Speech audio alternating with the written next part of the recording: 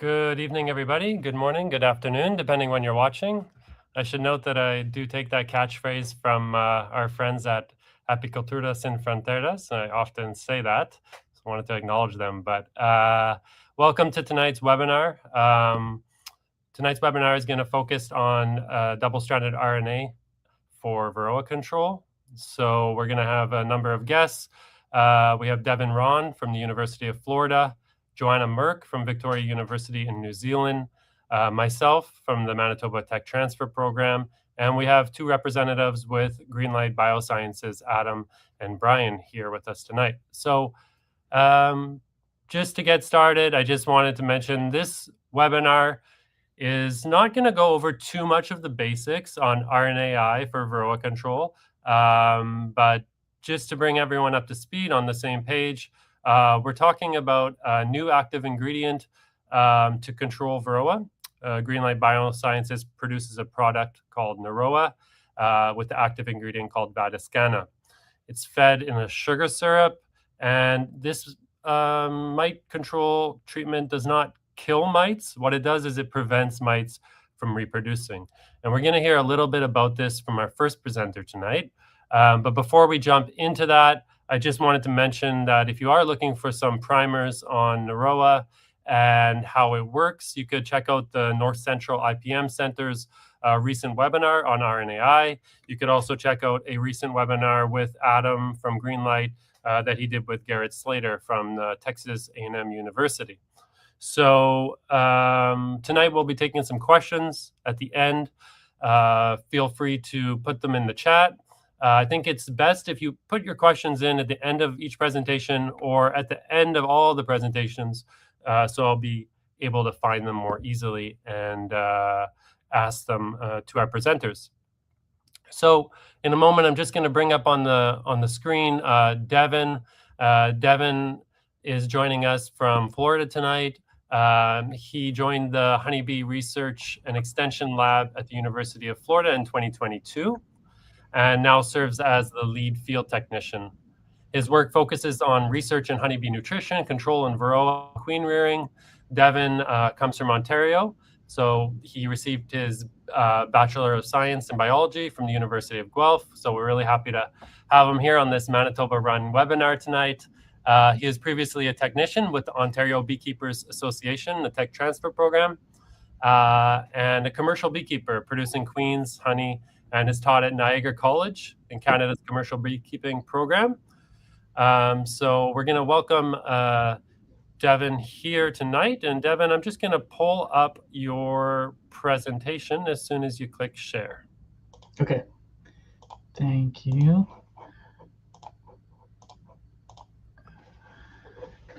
Okay. Great. Thanks so much for the introduction, Matthew.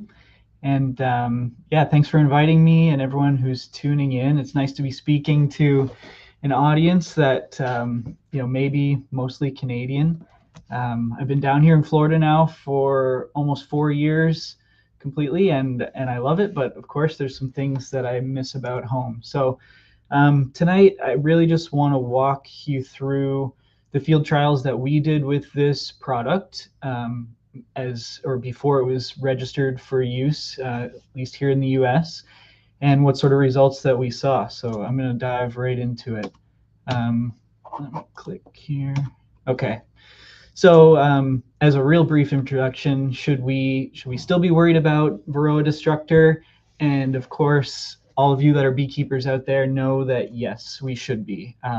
Still the largest contributor to honeybee losses globally, and doing a lot of bad things in our colony, contributing to the spread of viruses, and in a lot of different ways making our bees sick. So that's where Norroa, this new product, comes into play. And so without diving into all the details about the RNAi process, I did just want to share with you guys a little bit about specifically what's being targeted in our mites. And yeah, to give you an idea of like what's the real mode of action happening here. So Vadiscana, the active ingredient in Norroa, is targeting a specific gene in Varroa destructor called calmodulin-like. And the sequence of the active ingredient is unique to that sequence in Varroa mites. So we're not going to have off-target effects on our bees or other things that may be exposed to this active ingredient like us too. So calmodulin-like, in this case, it's really responsible for embryogenesis and a lot of that developmental activity that's happening when the female Varroa is trying to create that egg inside of her and lay it inside the pupal cell. So I wanted to show you some of these pictures here. This is a living mite in this case who is getting prepared to lay an egg. And you can see how swollen these mites get, how the different segments of their bodies actually start to separate. That's because the offspring, in this case, the egg that she's about to lay, is a significant portion of her body weight at this point. Like something like close to half the mite's total body weight is going to be that egg that she lays there. And imagine this mite doing that, every 24 to 30 hours inside a cell for those days that the cell is capped too. It's a really impressive feat, and you can imagine it takes a lot of effort and a lot of things going just right. And so disrupting this calmodulin gene so the protein isn't translated is how we're targeting these mites. So that's the mite swollen. There's another view of a mite. They really do have to swell their bodies and separate these segments. And then this last picture, while not, I know, particularly not great photo quality, this is a mite that had actually died while trying to deposit her first egg. And this was a mite that was treated with the active ingredient. So along with field trials, we've been doing a lot of lab trials with the ingredient and raising mites in the lab. And you can see in this case, that mite is not swollen there. Her body segments are all back together. And this is all that she was able to come up with for an egg. And so it's definitely not nearly the mass that those other photos were showing the mite was developing inside. And we think this is a good example of a mite that was unable to successfully lay her egg because of the active ingredient there. Okay, so what did we do here in Florida with Norroa? I'm going to talk specifically about a pair of field trials that we tried to frame around whether there was a good honey flow coming into our colonies or no honey, no natural nectar coming into our colonies. Here in Florida, we keep bees year round, really. There's some let up through late November through mid-January, but in general, beekeepers in Florida are active 12 months of the year. And there are things that we can do with our colonies and get into them whenever we want to. So we just really work around different honey flows. Whether you're moving your bees for that purpose or they're in one spot, honey flows will be up and down throughout the year. So that's how we targeted the seasonality of these two trials. And then I'm going to talk to you about some very specific reproduction trials, looking inside the pupal cells and getting an idea of what sort of reproduction was happening with our mites. Okay. This is the paper that was published March or April or so this year. And so, sorry about that. This QR code will take you to the website where it's open access. It's free for everyone to read, which we're happy that we had the funding to be able to do that, make everything accessible. I'll show you this again at the end if you're interested in seeing all the details associated with our studies. Okay, each of these field trials used 36 colonies. There was 18 treated, 18 control. We did frame it also with these different sizes of colonies. So we tested nuke, singles, and double brood chamber colonies. I'm not going to, because of time, really get into the results of the differences between all of those treatment units, mostly because in general, Norroa worked very similarly across the different sizes of colonies that we used. So I'll really just keep it between that nectar dearth and the nectar flow trials from here. But you can read the full paper to see any small differences that we did tease apart in that data. Okay, this is the product on top of hives. We applied it, in our case, on the top bars. I know the label now says that it can be put under colonies on the bottom board, and bees can feed from the pouches that way too. In our case, we put it on the top bars with a spacer rim before our lids on all of our colonies here now. Okay. So one of the terms that you might hear quite a bit about when dealing with RNAi technology is the term gene knockdown. When we say gene knockdown, we're really talking about from the point where the DNA in the nucleus of the cell is being read before it gets translated. The RNA moves outside of the nucleus and gets translated into a protein. We're talking about disrupting that process right in the middle. And so that's what we're kind of referring to as gene knockdown. How effective are these mites still able to make this protein? So in our field colonies that were fed the treatment, we were out there digging into the brood before the treatment on day 3, day 7, day 14, and collecting mites out of the brood food.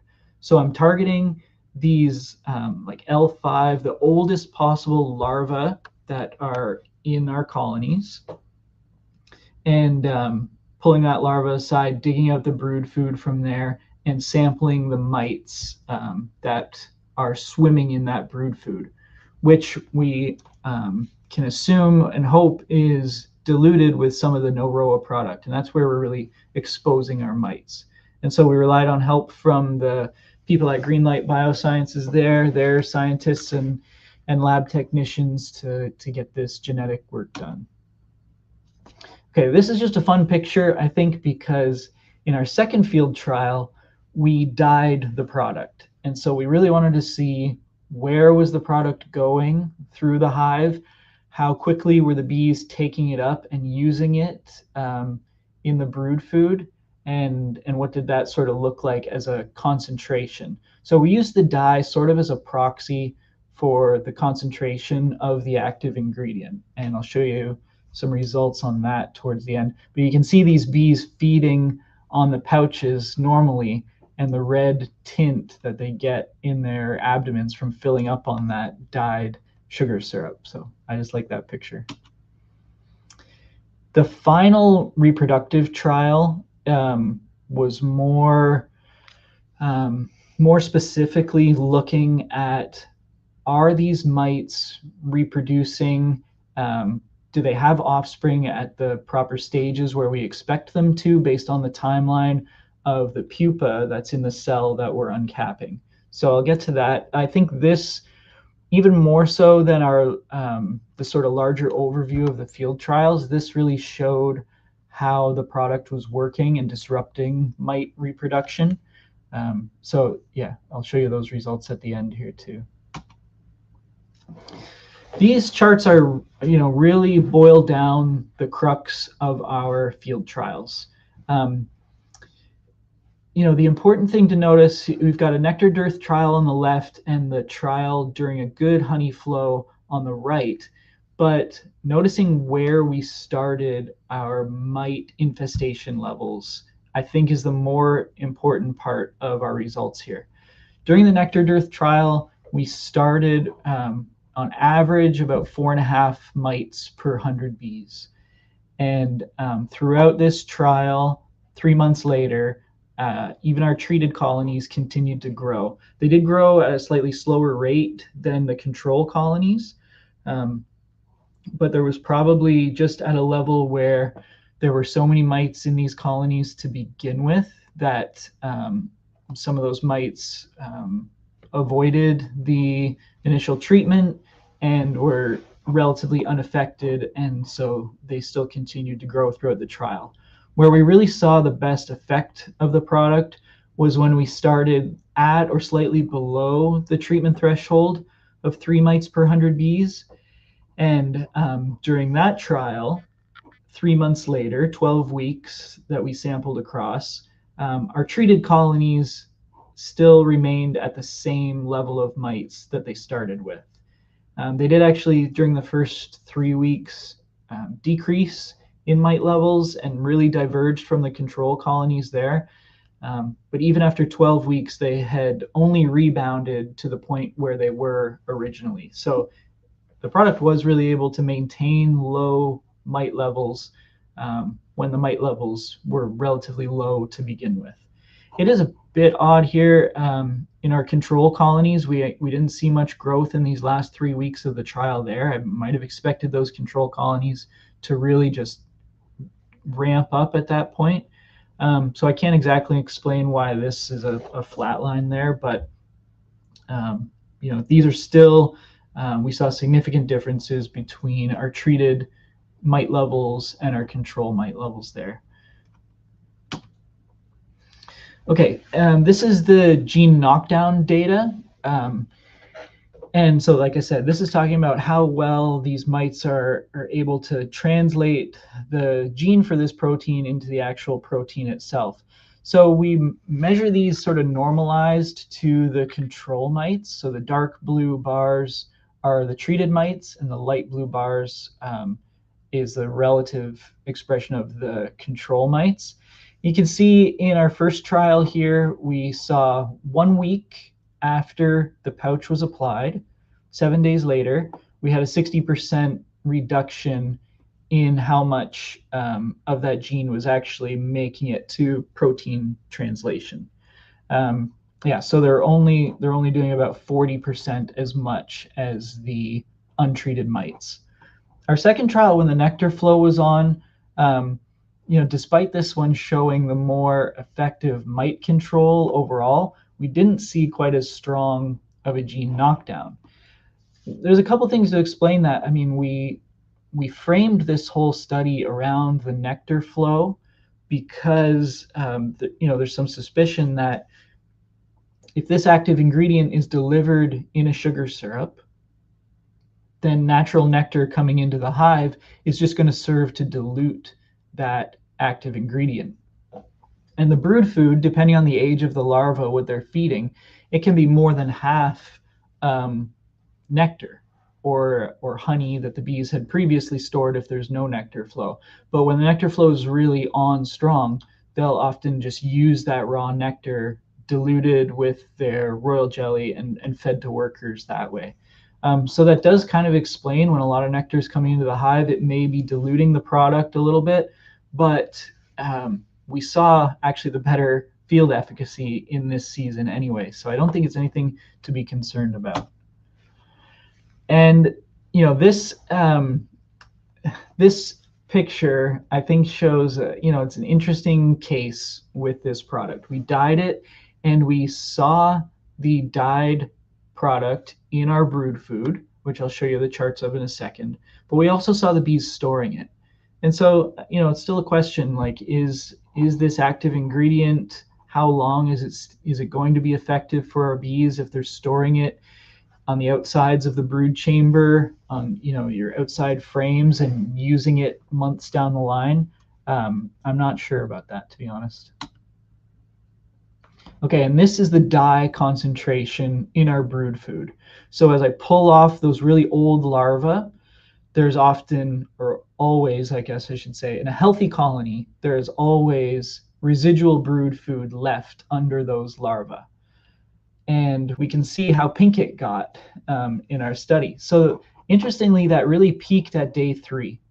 3 days after we fed the pouch, it was the most red in that larval brood food, and then it tapered off. But even 2 weeks later, there was amounts of pink that we could see in our brood food. So that was really interesting to see. And then this is a real in-depth look at how well our mites are reproducing. One of the good things I think about working with Varroa mites in the lab is, while they're difficult to work with, at least they should be predictable. So the female mite lays eggs on a very specific schedule, like down to the hour plus or minus. And so based on the age of the honeybee pupa that we're uncapping, we should know exactly what sort of mite family is in that cell. And so I really think here this last column where we saw one male and a female nymph, this was the column where we knew that mite would be on track to reproduce successfully and have an offspring, a female offspring that would be mated and go on to reproduce herself in the hive. And so this is where we saw some of the biggest differences between our treated mites and our untreated mites. Naturally, our untreated mites were successfully at that point 80% of the time, whereas our mites that were from the colonies that had been treated with Norroa were only at that point 36% of the time. So a little more than half reduction in the successful mite reproduction. And this isn't direct application to mites or some kind of contrived lab study. These are, again, colonies that were just fed the product like every beekeeper is going to do, and then we were picking them out of the cells. Okay, so I thought that's a good representation of how this was really working. So you can go scan that QR code again if you want to go directly to the paper that all this information is from. And yeah, the last note about how, this is really, I just think, a good thing in general that we have another tool open for us. When you use it and how often you use it or how you use it is obviously up to you as beekeepers, but we can't complain about having another option available to us. So thank you very much. Hopefully I didn't go too far over time there. I was trying to get through it. This is at least a somewhat recent picture of our lab. You might notice Dr. Ellis there on the left. He is north of the border, not the national border, but he's north of the Florida border up in Georgia now. So it's a little bit different around here, but things are still going strong. We got a lot of people here at the lab. So thanks again, Matthew, and everyone for watching. Thanks, Devan. Yeah, thank you very much. And if anybody's got questions for Devan, you can put them in the chat now or hold them to the end, and we'll come back to everybody at the end of all the presentations. So next up, I will invite Joana to the screen. Joana Merk is a PhD student based in Wellington, New Zealand. Her background is in veterinary microbiology and has a degree in veterinary medicine from Munich, Germany. She started her PhD at Victoria University in 2023 and is a part of Dr. Phil Lester's research group, who works in entomology and pest control. So today she's here to talk to us about her study looking at RNAi-based control of mites and its impacts on honeybees. So I'll just add your presentation up on the screen, and there you go. You can scroll back maybe, and then. Yeah.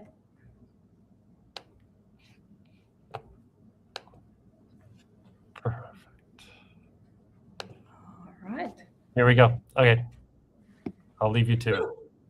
Thank you. Thank you, Matthew, for introducing me, and thank you for having me. Yeah, as you can tell from my title, I'd like to tell you a little bit more about Norroa tonight and its effects on individual honeybees and their health. As you can see also, I'm only virtually here with you. I'm actually based in Wellington, New Zealand. So I thought I'd start with a little overview over our situation with Varroa, because it might be a little bit different from other countries, wherever you're listening from. In New Zealand, Varroa was detected quite recently. So our first incursion was in 2000, quite a bit more recent than other countries. And here, Varroa are responsible for about 50% of our colony losses. As you can see from the graphic to the left, most of our reasons for colony losses stay constant over the years. So we have the usual suspects: queen problems, starvation, wasps. But we see that hives lost to Varroa are increasing over the last few years, as you can see from the rising line. So we're wondering what's going on with our New Zealand hives. And one of the most likely causes could be that we have resistance in our mite populations. So maybe our mites are getting resistant to conventional treatments. So we asked beekeepers, if you lost a hive to Varroa, what do you think was the reason? And most beekeepers still say they probably treated at the wrong time. So if you look at these sectors, green and purple are beekeepers saying, oh, I treated at the wrong time, or mites reinvaded my hive. But about 1/3 of our losses, and that's the red and yellow sectors, beekeepers say my product wasn't effective or my dosage was too low. So we have some evidence here that New Zealand mites are getting resistant to our conventional treatments. Probably still a lot less than in the US or other countries, but there is something going on. And that's why also we in New Zealand are looking for new products. And again, that's when Norroa comes in. Everyone else has already done the heavy lifting for me, so I'm going to keep this quite brief. We also did a couple of trials with Norroa in the field, but also in the lab. We saw the same effects. It targets the calmodulin-like gene and it inhibits reproduction. The application method is obviously these pouches that you put on top of your brood box, and that is relevant to us because that delivery method means that Vatiskana is being delivered to the mites by the bees, right? We have nurse bees that actually bring the larval food into the brood cells, and to expose Varroa mites, the larvae are also going to be exposed. The good news is it seems to not affect larvae whatsoever. So if you look at the bar graph to the right, here we look at larval survival after the hives were treated with Vatiskana. So blue and green bars show Vatiskana-treated hives, and orange and yellow bars show untreated control hives. Great news, there is no difference in survival for larvae, so it seems like they are not affected by Vatiskana. It's really specific to the mites. But this brought us to our next trial. So we also wanted to investigate if there are any effects of the product on adult bees after they hatch. And so we came up with this trial. For this trial, we wanted to look at the lifespan of adult bees to see how long they're surviving in their hive. We also wanted to look at the foraging behavior, so to see if there's any behavioral changes. And we also looked a little bit at mite populations in our treated hives. This was just a minor thing. We only did bottom board counts. So I just have to say that right here.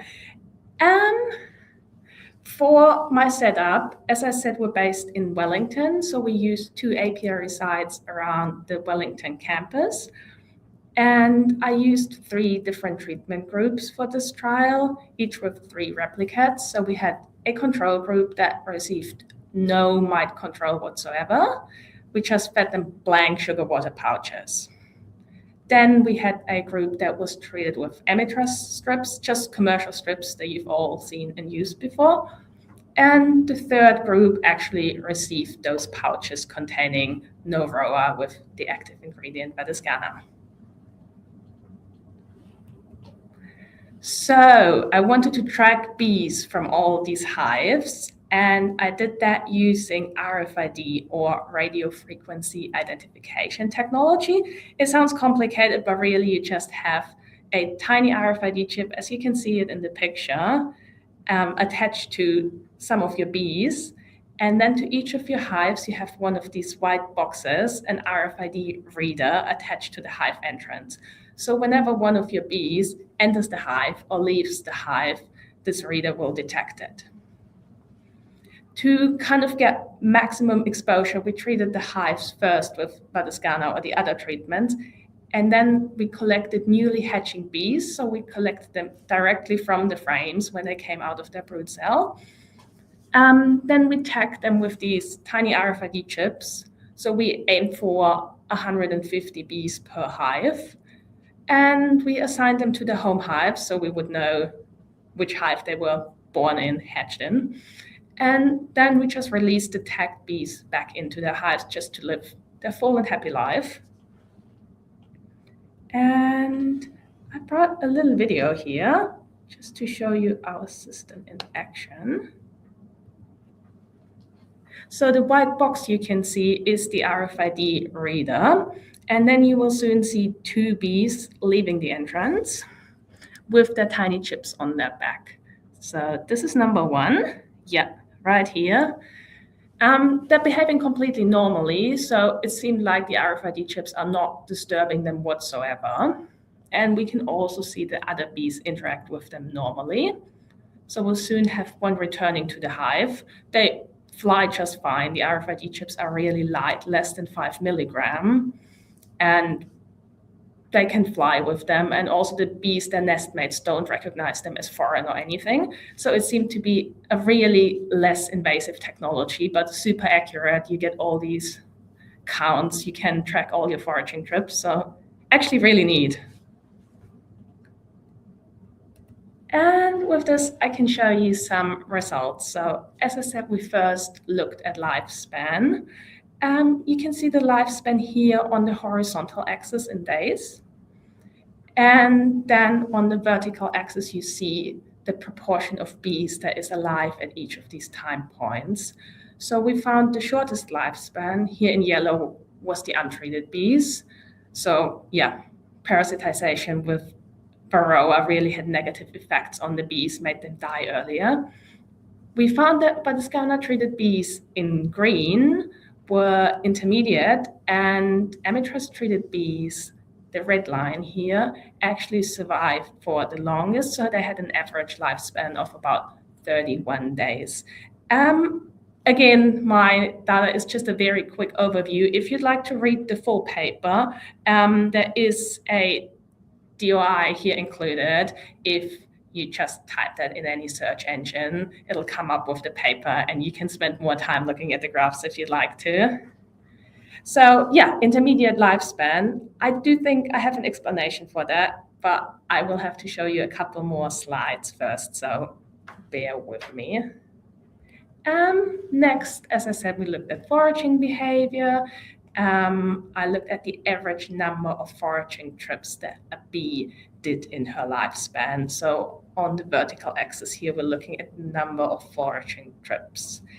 We can see, and this was actually significant, that Batiscana-treated bees in green did more foraging trips than any other bees, so more than the amethyst-treated and also more than the untreated. Pretty good news. So I looked at the average length of these foraging trips. So how long does it take a bee to come back to the hive? And here we're looking at the trip length in hours. And Batiscana-treated bees actually had the shortest trip lengths. If that doesn't impress you right now, let's look at the untreated ones. So untreated bees had the longest trip lengths. But as you can maybe see from the top box, all these little black dots are foraging trips that took them over 12 hours. Staying out over 12 hours from your hive is obviously not normal and means that these bees didn't return to their hives overnight. So very abnormal behavior, and probably means either the bees were too weak to fly back at night, or maybe they got disorientated and couldn't find their way back to their hive. Either way, this is not normal behavior and probably not good. So the Batiscana-treated bees, on the other hand, were very quick with their foraging trips and pretty much always returned back to the hives is actually a good sign. So altogether, what we can see from this foraging behavior analysis is that Batiscana-treated bees were actually the most active foragers and did the most trips.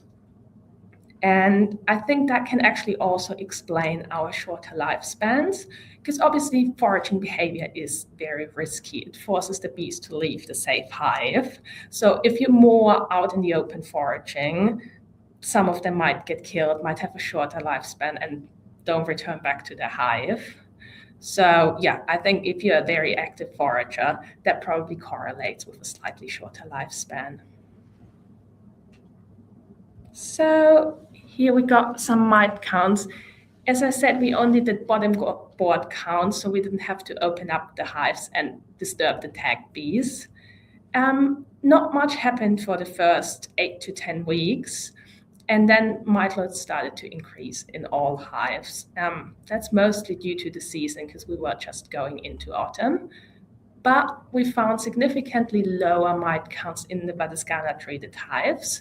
So we can see that we really had a positive effect of Batiscana on mite loads here. And just a little side fact to the end. So I tagged all my bees so I would know which hive they belonged to, but I also found that my bees were not only going back to their own hive, they also went around and robbed other hives. And actually I detected some very naughty bees robbing not only their immediate neighbors in the same apiary, but they also went out and robbed the other apiary with their more distant neighbors. And if you look at the little graphic to the right, I found that I mainly had one really naughty hive, which was hive number rate 3, and they just went out and robbed all other hives. They started a really a robbing frenzy at university. So I found that's just a cool result. That's just cool to see how different hives are and how RFID tracking can show us what our bees do all day. So yeah, that brings me to the end of my talk, and I just want to leave you with a couple takeaways from my study. We found that Varroa control, both Emithras, Batiscana, whatever's working for you, also improves the health and the life of our bees. They live longer. We found that Batiscana treated bees were actually more active as forager. They did more foraging trips, so that's good news. Batiscana seems to not affect or actually positively affect foraging behavior. And as I said before, foraging is probably associated with various risks. So you might get an active foraging behavior at the trade-off of a slightly lower lifespan. And with this, I just want to say thank you to my lab group, both Mael and Rose, who helped me tagging all these 1,500 bees within a week. My supervisor, Phil, who did all the camera work, all the videos you've seen. Of course, GreenLight Biosciences for the product, and Matthew for organizing this, and any and everyone who's listening. Thank you all. Thank you so much, Joana. That was excellent. Thank you. Thank you. I will just continue now with the final presentation of the night, which is going to be myself presenting on Norroa field trials here in Canada. So just want to make a disclaimer. Although GreenLight Biosciences has registered Norroa in the United States of America, it is not registered in Canada at the present time. So this product cannot be manufactured, imported, distributed, or used in Canada at this time, unless explicit authorization has been obtained from Health Canada to use the product for the purpose of conducting research under the Pest Control Products Regulations. So GreenLight has been supporting trials of this RNAi Norroa product here across Canada since 2023. And there's still 3 trials ongoing this year in 2026. It's been done in 3 regions, Alberta, Ontario, and Manitoba, for a total of 10 trials and using over 700 colonies. So in Alberta, these trials have been led by Lene Oving with her consulting company and with a participating beekeeper. In Ontario, these trials were led by the Ontario Tech Transfer Program, with Melanie Kempers, and later with Brittany Kyle. And in Manitoba, these trials were led by our tech transfer program by myself. So I'm going to tell you a little bit about our results here in Manitoba based on 2 years of experiments. So it's going to be a Manitoba focus. I'm going to start with 2024. So in 2024, we used 64 colonies.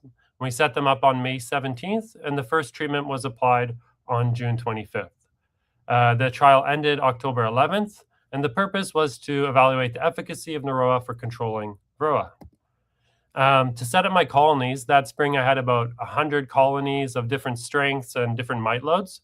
So in order to standardize, equalize all the populations, what we ended up doing was catching all of the queens, figuring out all the mite counts, and then we shook all of the bees, all the hives, into 2 separate boxes. One box had the high mite load count bees, and the other box had the low mite count bees. This way, we were able to then make up packages by equalizing the bees and the mite population, so we could have a standardized mite pressure across all the colonies. We added new queens, all of the same origin.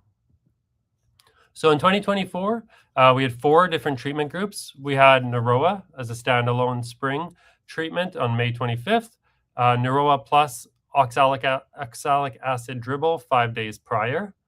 And we used an industry standard, amatraz strips in this case, as well as an untreated control group. So there were 16 colonies per group for 64 colonies.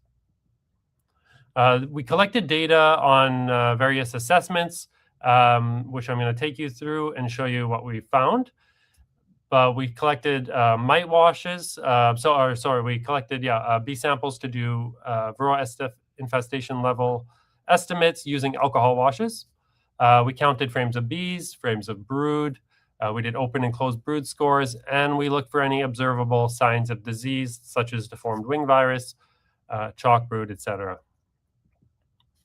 So starting in 2024, the average mite load was at 0.6% across all groups at the first assessment date, on treatment date on June 25th. I think I may have said in the past slide we applied the treatment on May 25th. Actually, we set up the colonies May 25th or early May or mid-May, and then we applied the first treatment and did the first assessment June 25th. So at that point, we had 0.6% of an infestation level. There was no statistical difference in between the different groups, the starting point. By August 1st at the second assessment, we saw the control group at 1%, the amatraz group at 0.5%, and the 2 Norroa groups at 0.3%. So at this point, mites are kind of doing what mites do. They're descending into the large number of brew frames in the middle of the summer, and there's likely a little bit of control happening there. So now at the next time point we're going to look at is when things start to get quite interesting as we move into September. So in September, we saw that since that June 25th treatment, the Norroa had held the mites down to 2.4% and 3.2%. The amatraz strips at 5.5%, and the untreated controls were up to 8.5%. So at this point, most people would think, well, your trial is over, your control's at 8.5%, your Norroa has controlled the mites to just around 3%, and you could take care of your colonies and kind of treat them and move on with your life. But we really wanted to put these products to the test to see how long the different treatments would hold the mites down compared to that untreated control. So this trial continued for another 4 weeks. I should just note that at this point in the trial on September 13th, these are obvious difference in mite levels to, the standard beekeeper looking at 8.5% versus 2.4 or 3.2%. But we did also see a statistical difference in those mite loads between the controls and the amatraz, as well as the controls and the Norroa groups.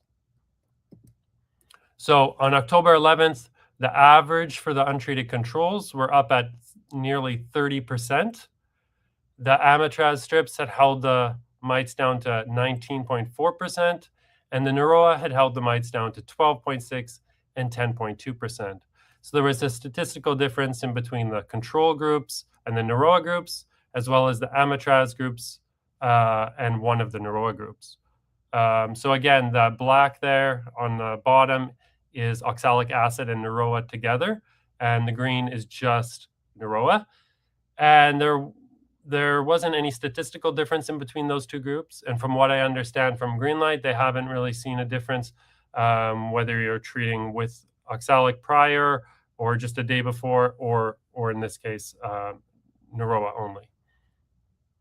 So a couple of things I just want to note about this trial, because we definitely thought we saw the amitraz underperforming with only holding the mites to 20% by the end of the trial. We did do some field bioassays, so doing the cage bee testing to expose the bees with mites to a strip to see how many mites that strip would knock down. And we sent off mites that we collected for genotyping to look for mutations associated with resistance. And of course, we have the field data. And we saw about approximately a 50% level of resistance to amitraz in the mite population that year. That's going to be different every year in every mite population, and that can fluctuate on your treatments, but that's what it looked like this specific year here. So that's why we thought maybe that amitraz was underperforming. Now, moving on to the 2025 trial last year, we continued with using 64 colonies. We wanted to align it a little bit closer to a typical Manitoba timeline, so getting that treatment on a bit earlier. And we wanted to compare it with a different miticide. So we wanted to standardize those colonies again with reasonably elevated Varroa levels in order to test the efficacy of our mite control products. So we actually bought package bees and we installed them April 14th. And then we made sure that there were a sufficient amount of mites in those colonies and standardized pressure across all the groups. Our treatment did not begin when we started with the packages. It began once those packages got developed a bit and the colonies were on their way. There was plenty of open and closed brood in the colony.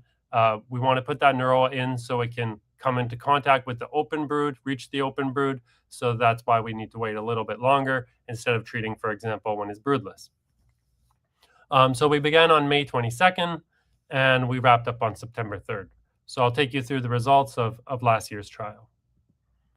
For the treatment groups, we used Norroa with 16 colonies, one treatment group, and we used Norroa on another treatment group with another 16 colonies. Now, the reason I've separated these in two here is because during this trial, we had different plans for one of the treatment groups later on in the year, but those results are not part of the tonight's presentation. So all you need to know is that there were two Norroa groups. We also had an industry standard. We used Formic, and in this case, we used Formic Pro, so a slow release Formic. And we used the one pad every 10-day application rather than the two pads for 14 days. And of course, we had our untreated control, which was just fed sugar syrup with nothing else added. So on May 22nd, we had our first assessment day and treatment. The starting average across all groups was 0.9%. The control group actually had quite a bit lower mites, but not a statistical difference there. And then on June 30th, when we had our next assessment, we saw that the mite levels actually went down. So again, presumably, a lot of those mites went into the brood nest, expanding brood nest, and presumably there was some mite control happening there. The control was at 0.4% on June 30th. The Norroa groups were at 0.25, and the Formic group was at 0.04%. So that 0.04%, I think, represents like 2 mites that I found out of 16 colonies, so quite low. Moving forward to the next assessment, we start to see a little bit of difference here. On August 13th, the untreated controls are now up at 2.1%. The Norroa groups are at 0.9 and 0.8%, so just below that 1% sort of threshold and well below the 3% threshold. And the Formic group was at 0.4%, so Formic still holding the mites quite low. There is a statistical difference between the untreated control at this August 13th time point and all of the other groups. So moving on now to the September time point, our final time point of the year, we saw that on September 3rd, the mites in the untreated control were up at 8.4%, and Norroa had held the mites down to 2.9 and 2.6% respectively, just under the 3% sort of threshold. And the Formic Pro had held the mites very low, down at 1.1%. So I just want to mention that in terms of the other treatments, when we're looking at the impact of the treatments on colony growth, they were all the same, except so we saw a bit of difference with the formic group. Here on this chart, we have weeks after treatment on the bottom. So at 0, they're all the same in size, about 6 frames of bees each colony. At 6 weeks after treatment, we saw pretty standard colony growth, but the formic group did not grow as quickly. However, it did recover by the 11-week point, and all treatments were similar from 11 weeks forward. Now, I just want to mention that the reason we're probably seeing this is these colonies were treated at six frames of bees, and that is the absolute minimum that, according to the Formic Pro label, where you should be applying that treatment. So it likely set the colony back a little bit, and we did see a reduction in honey production on that first round of honey. We did not measure honey production in this trial. However, it's quite clear that we missed some honey there on that first round. The colonies recovered beautifully later on and made plenty of honey. And as you could see in our previous slide there, they held the mite levels quite low all year. So that's just the only thing to note about the various other treatments in that trial. Overall, the Canadian experience here with Norroa, what have we measured? We've looked at efficacy, specifically with those elevated mite levels, to put the pressure on to test those products. We've kept track of colony growth and the general health statuses through the trial. In Manitoba, we used singles, starting with 6 to 8 frames of bees at the treatment date, depending on what year, and used colonies, again, with elevated and equalized mite levels. In terms of a bit further on the Manitoba experience and sort of integration into our IPM systems and trade-offs with other miticides, for testing Norroa here, I'd love to be able to see it tested when we're working with optimally low mite levels to see the type of control that we're getting in the future. Different colony sizes. I know Devan mentioned they were doing some of that in Florida, so that's really exciting to see. But I'd like to see, in terms of my own first-hand experience, testing it on different colonies. Some of that was done in Alberta. Alberta did use doubles in some cases. Local nectar flow and feed timing and integration into that. Actually, since I probably made this presentation, we've gotten a lot more experience with that, and this year's trial is going to tell us a lot more about that. Again, I was very interested in Devan's presentation in terms of measuring that in terms of dearth versus nectar flow. So looking forward to hear more about that and see our results from this year's trial. Environmental conditions, just thinking about when we apply products like Norroa, a lot of other products do have these temperature constraints and different environmental conditions that might make it the best time to apply. When we're thinking about using Norroa, definitely it's a little bit of a different thought process. We're not looking for a knockdown with the mites. We're looking to prevent these mites from reproducing and hopefully not having negative impacts on our colonies and targeting colonies when those mite levels are low. So all in all, we've tested a few different treatments. We've run Norroa now for 3 years. We're on our 4th.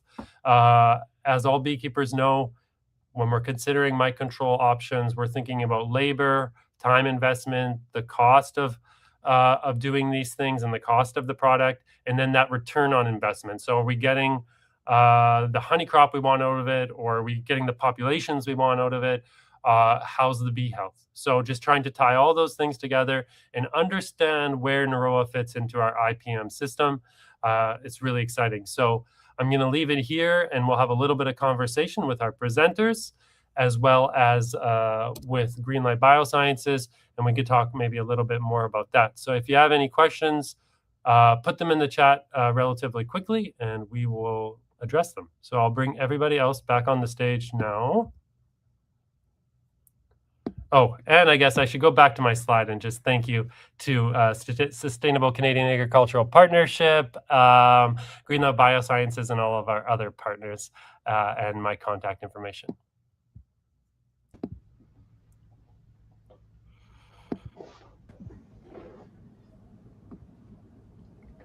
All right.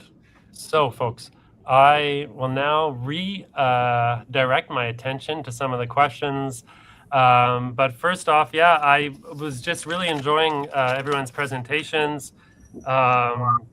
Fascinating in both fronts. Devan, with the nectar flow and kind of your interpretation that in that study, there wasn't as much maybe to be worried about as we may have thought with the dilution. At least that's what it looks like your study indicated to us. And just fascinating how the bees are storing it and the color you used in that. So I definitely have to look closer if that's involved, if that's included in your paper. Yeah, it's there. Actually, I saw a question here that maybe came up during my presentation. I don't know, where someone asked, has it been approved for use during the nectar flow? And it hasn't. That's right, Brian? As in, like, I kind of wanted to make this distinction.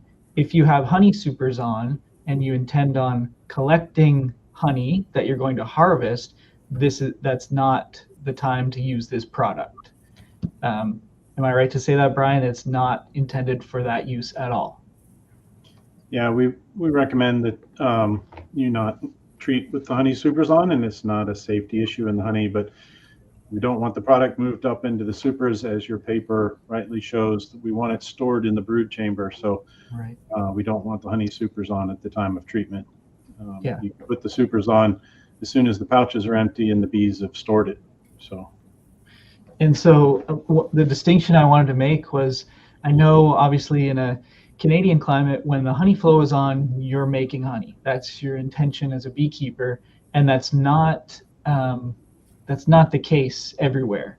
Where here in Florida, when we get these up and down honey flows, there are times of year where beekeepers will not have honey supers on, maybe managing their colonies in double brood chambers, getting them ready for winter with the intention of maybe splitting them down before almonds the following January or February. And they really do encourage the bees to use that natural nectar as just storage or build up or sustaining themselves. It's not honey that's intended to be harvested. And so that's why we wanted to test the product during those conditions here in Florida, because not every honey flow here is one that's going to be harvested honey. Sometimes it's just bad honey. We get this Brazilian pepper in the fall that I can't stand, and the beekeepers are happy to just let the bees have that in a lot of cases. All right. And I guess I'll just stick with you for one more thing, Devan, and it might also be directed to GreenLight here. Had a question, I'll just bring it up on the screen. Can you speak on a commercial scale application of Norroa? Now that came up during your presentation, Devan. I don't know if you want to talk about anything like that, or GreenLight maybe could mention about what they're seeing and hearing at the commercial scale right now. Well, yeah, my real quick impression anyway is, from a labor time cost point of view, it's just as easy to apply, user friendly, and doesn't take up a lot of your time or a lot of extra labor to go around and put this on top of your hives. Basically the same as putting in apivar strips. So from that point of view, it's, in my mind, better than some of the more labor intensive treatments like oxalic acid vaporization. Can be a little more cumbersome. So from that point of view, I think it's a good thing for commercial beekeepers. Yeah, and I can step in just on what we're hearing from commercial beekeepers in the U.S. So I live in North Dakota, and this past weekend we just had our state association meeting combined with Minnesota and South Dakota. So we had a lot of commercial beekeepers there. There's definitely people trying it out on a commercial scale. Obviously, with something brand new with no experience, no one's really eager to put their entire operation on something brand new that they have no experience with. But they're definitely trying it out. Early responses are very positive. Everyone's really happy with what they're seeing, with how it's working for them. I did have one beekeeper that's just about 45 minutes north of me realize that if things are going the way they appear, he can probably skip the knockdown that he normally has to do in the middle of summer. So So far, it's been going very good. I have another question here that might lead into Joanna's presentation. Now, the person asking here just wanted to confirm that this product is designed for the suppression of reproduction in the mite. It's not a knockdown, which we can confirm. And they're asking about the viral load, and that just makes me think of Joanna's presentation with the untreated controls, the shorter lifespan, and that type of thing. Has anyone worked, or have you looked at results on the viral loads compared to the controls? Not in my study specifically, but I know me and colleagues have done viral loads for untreated controls, and I think that definitely plays into bees being less healthy with higher Varroa loads. That with higher Varroa loads, you obviously also get higher deformed wing virus loads, and deformed wing virus is really probably one of the biggest drivers in this early death, shortened lifespan, the disorientation and learning disabilities or issues that these bees experience that I saw. So I didn't measure them. I can't confirm that, but other studies have definitely shown a link in between Varroa, deformed wing virus, and then disorientation, shorter lifespans, lower bee weights. Excellent. Thank you. Yeah, I would love to look at RFID tags on bees all day. I mean, that's fascinating to see what they're doing, where they're going, and that robbing colony. Is there any more? It's kind of a side question here, but is there any more information that you've written up about things you've observed during that trial? I only focused on robbing, but I also saw some drifting bees. So I actually realized there's a difference between robbing bees, so bees that exactly know that they're going into a hive that's not their home, and then they return back to their home, just stealing honey or nectar, and drifting bees, as I call them, that are like younger, confused bees on orientation flights. So usually they're around the time when they first go on the orientation flight, so somewhere between like 7 and 14 days. And they just get confused. They don't fly back into the home hive. They fly into a neighboring hive, and then they just live with them. They never return to their home. I found that quite interesting. Yeah, I wonder if there would be is it possible in the future to look at if there's more of that happening with bees that have been under more stress, with an infestation and stuff like that? Or did you look at that in your study? I didn't look at that in my study, but I would love to look at that. And to be honest, I really enjoyed the RFID trial. I would definitely want to do that again. And since we still have the equipment, maybe I can convince my supervisor. Right. If any of the other presenters have questions for each other, go ahead. I'm just going to pull up now one question for myself just to address it. The question was, after I made the packages, did I let the colonies build up before I started the different treatments, or did I make the packages and put the treatments in right away? I made up the packages and then I let them build up again. So we have that regular functioning colony with open and closed brood, apply the treatment, and the treatment will be destined towards the brood to be able to control the mites.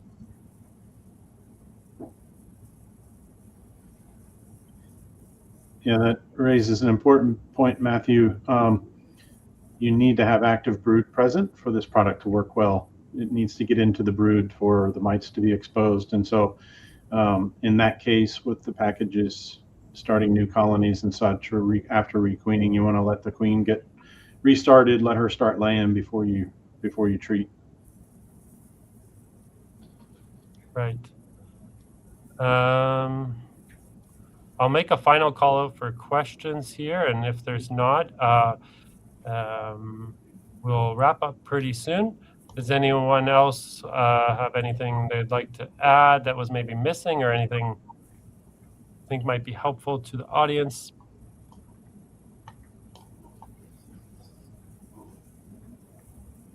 All right.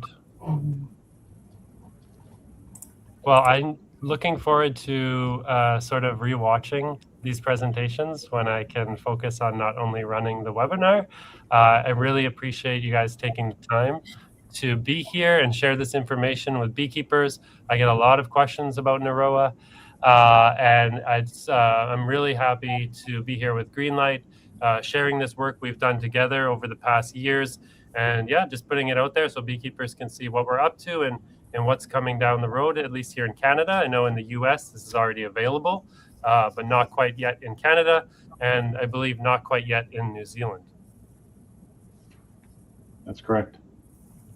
So unless you have anything else to add, I will thank everybody. Thank you, Matthew. Thank you. Thank See you, you. Matthew.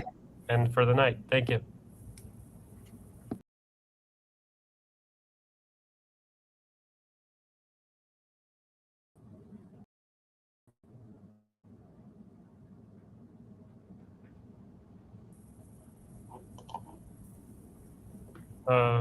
Everyone can hear me? Yes. Yep. Yeah. Yes. There we go. So it's